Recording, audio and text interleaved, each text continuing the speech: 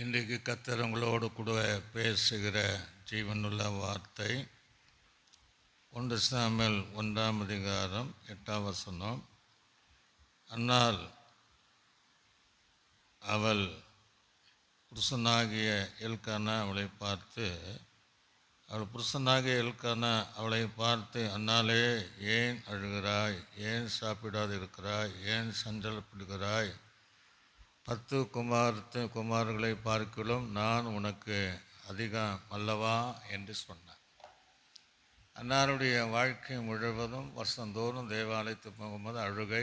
காரணம், அவருக்கு குழந்தை பாக்கியம் இல்லாமல் இருந்தது. புருஷனுடைய அன்பு இருந்தாலும் அந்த அழுகை, சாப்பிடாமல் சஞ்சலத்தோடு இருக்கிற அன்னாளுக்கு ஒரு ஆண் பிள்ளை கொடுத்தார், மற்ற 6 பிள்ளையை கொடுத்தார். இதை கேட்கிற தேவ பிள்ளை, ரொம்ப வருஷமாக திருமணமாகி உன் வாழ்க்கையில் குழந்தை இல்லாமல் இருக்கலாம், நீ குழந்தைக்காக பல மருத்துவர்களை கூட நீ பார்த்துருக்கலாம், ஆனால் அது முடியாமல் நீ ஏக்கத்தோடு இருக்கலாம். ஒரு வேளை சாப்பிட மனம் இல்லாமல் சஞ்சத்தோடு இருக்கிறார். இந்த நாளை நீ விசுவாசித்தால் உன்னை இந்த வருஷத்தில் கர்ப்பந்தரிக்க செய்து அந்நாளுக்கு பிள்ளை கொடுத்தவர் உனக்கும் தேவன் இந்த வருஷத்தின் முடிவில் அந்த அற்புதமான காரியங்களை செய்வார்.